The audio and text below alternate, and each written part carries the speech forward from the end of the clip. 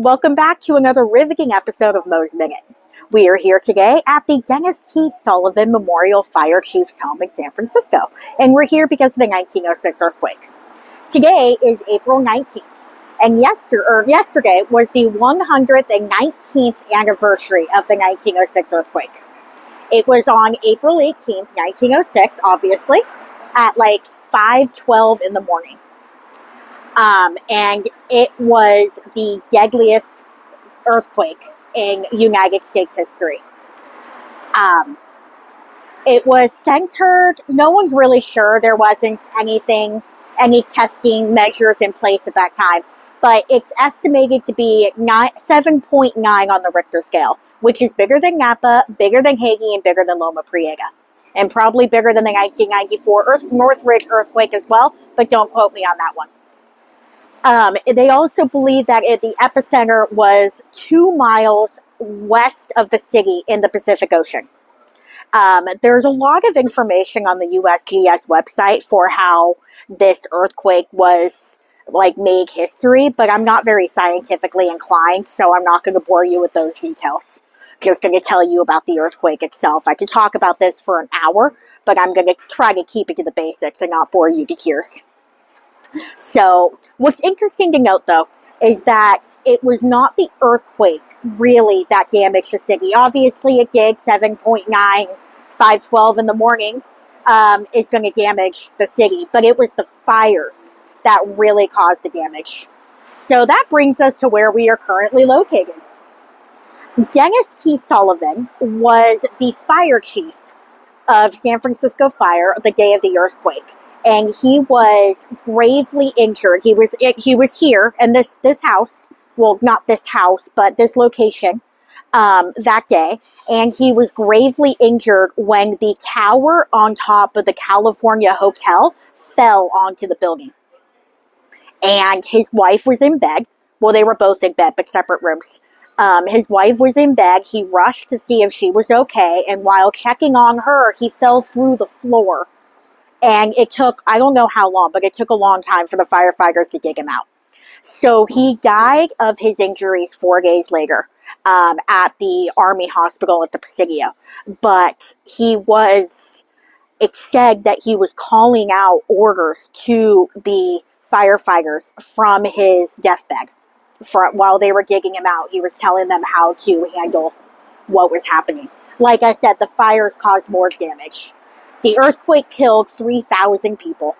It was the deadliest earthquake in United States history, but there were more than 30 fires that were started in the aftermath of the city. And if you look at the total destruction of that day, the fires probably account for 80% of it. 80 to 95% of it. Again, this is all conjecture based on studies that have been conducted since then. But they say 80 to 95% of the total destruction was caused by those fires. Some of these fires were caused by ruptured gas mains. Others were caused by dynamite. Again, the firefighters were leaderless. Their leader was dying. They hadn't been trained in dynamite, but they knew that it could help create a fire break, and they were doing what they could. It did not work out as well as they hoped, but they were trying. One fire was caused by a woman trying to make breakfast outside of her ravaged home. So, yeah, more than 30 fires burned for 3 days in the city. So Chief Sullivan died on April 10th. 22nd, yeah, right, sorry, I forgot what day the earthquake was for a minute, sorry. So the earthquake was the 18th. He died on the 22nd. Oh, forgive me, it's early. And this home was opened in 1922 as the fire chief's residence. After the earthquake, $15,000 was put into a fund to have a memorial for him. And this became that memorial. It no longer is the home of the fire chief, but it is still owned by the fire department and staffed 24/7. And it is said that he haunts the building. So if you do any one of the numerous ghost tours in the city or the earthquake walking tours or anything like that, they'll surely take you to this building. So that is a little bit about this building. We'll zoom in so you can see the plaque and everything. And then we're going to take a brief recess and drive to our next location. Thank you.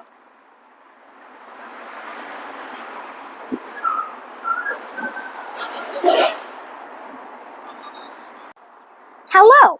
Thank you for tuning back into Mo's Minute. I apologize for that recess, but we had to find this. And that was a hassle in and of itself because it is not where we thought it was.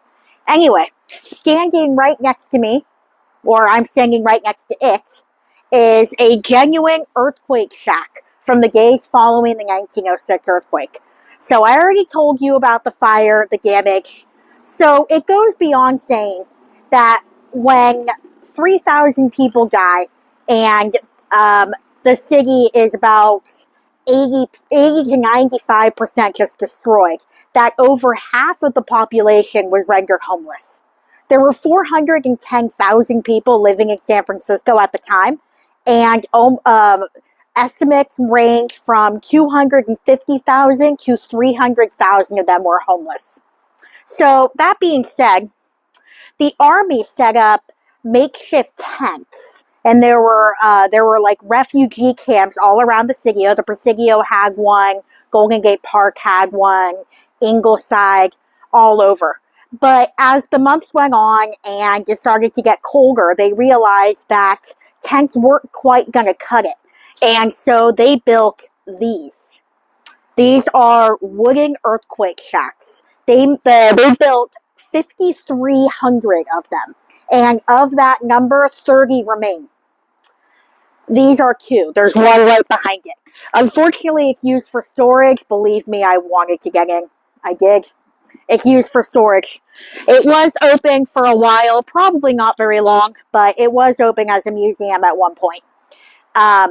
Anyway, so there were three types of these cottages, types A, B, and C. This is a type A. So it is a 10 by 14 cottage.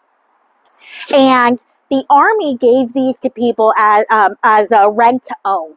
People paid $2 a month for rent. And after 2 years of that, they owned it. They cost $50 to own.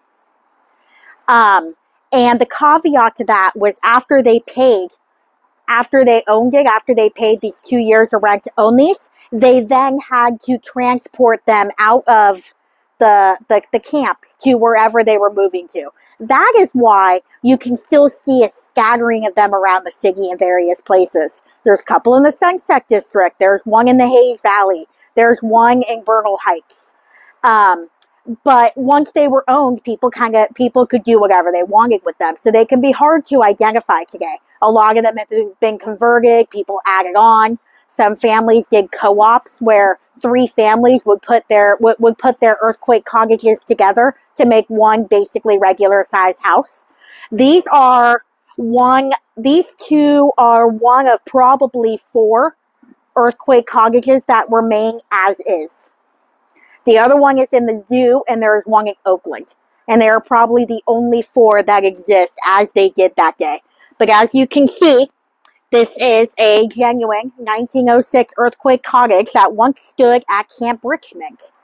And yeah, an earthquake survivor that lost their home lived here for at least 2 years. And in 1908, that was when all of the shacks, all of the earthquake shacks, earthquake cottages, there's various terms, were moved out of the city. Or not out of the city, but out of the area. As they started to rebuild. So, yeah, this is it. You can come here to the Presidio, and you can touch an earthquake shack. And I have. So, yes, this is another important aspect of the history of the 1906 earthquake. And I wasn't even sure this still existed, so you can imagine my excitement when I saw it from the side of the road. So, yeah. Now we know it exists, and we can see it, and I can show it to you. So thank you again for tuning in, and we'll see you next time.